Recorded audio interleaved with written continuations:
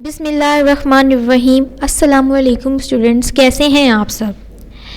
آج کا ہمارا جو سبجیکٹ ہے وہ ہے اردو جماعت اول، اور موضوع ہے ہمارا آج کا قواعد، الفاظ متضاد، تفہیم اور رموز اوقاف۔ صفحہ نمبر 9 اوپن کریں اپنی ورک بک کا، وہاں پر آپ دیکھیں سب سے پہلے ہے الفاظ متضاد۔ درست متضاد پر ٹک کا نشان لگائیں، ٹھیک ہے؟ زیادہ، کم، جیسا کہ آپ کو ویڈیو پہ دکھایا گیا ہے، آپ نے اپنی فارمیشن کو دھیان میں رکھتے ہوئے اسی طرح اپنی ورک بک پر لکھنا ہے۔ آپ کو 3 آپشنز دیے گئے ہیں، آپ نے اس آپشن میں سے کم کو ٹک کرنا ہے اور بلینک پر آپ نے کم لکھنا ہے۔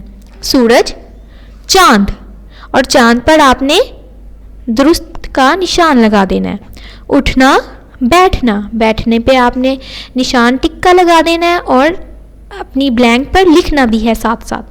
اچھا، برا، چھوٹا، بڑا، صاف، گندا، دن، رات، دایاں، بایاں، موٹا، پتلا، اونچا، نیچا۔ صفحہ نمبر 10 پر آپ دیکھیں رموز اوقاف، ختمہ اور سوالیہ کا استعمال۔ آپ نے اس کو پڑھنا ہے اور علامات لگا دینی ہے۔ میرے پاس لال رنگ کی گیند ہے، اس کے آگے آپ نے ختمے کا نشان لگانا ہے، وہ ہوتا ہے چھوٹی سی ڈیش۔ آپ کو کون سا پھل پسند ہے، یہ سوال ہے تو آپ نے سوالیہ نشان لگا دینا ہے۔ ابو نے کیا پوچھا، اس پہ بھی سوالیہ نشان لگانا ہے۔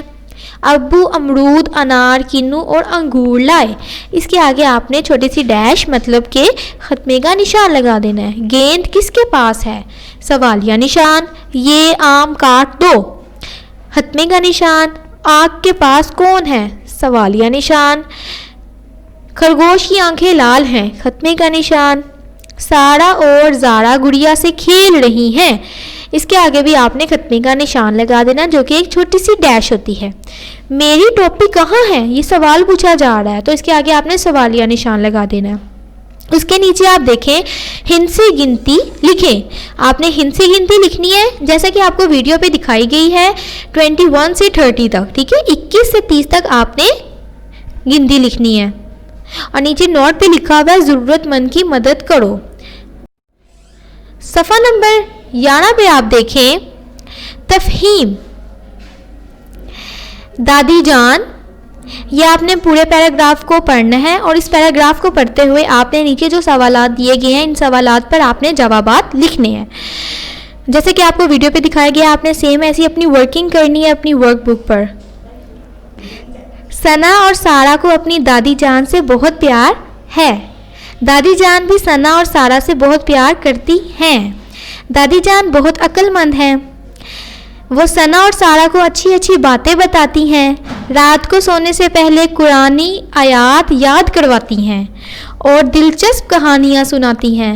ثنا اور سارا کو قرآن پاک بھی دادی جان ہی پڑھاتی ہیں۔ ثنا اور سارا کے ابا جان بھی اپنی والدہ کا بہت ادب کرتے ہیں، اور وہ دفتر سے آ کر سیدھی دادی جان کے کمرے میں جاتے ہیں۔ امی بھی دادی جان کا بہت خیال رکھتی ہیں۔ یہ آپ نے پڑھ لیا، بہت اچھے سے آپ نے اس کو پڑھنا ہے۔ اس کے بعد درج ذیل سوالات کے جوابات آپ نے نیچے لکھنے ہیں۔ سوال نمبر 1، دادی جان سارا اور ثنا کو کیسی باتیں بتاتی ہیں؟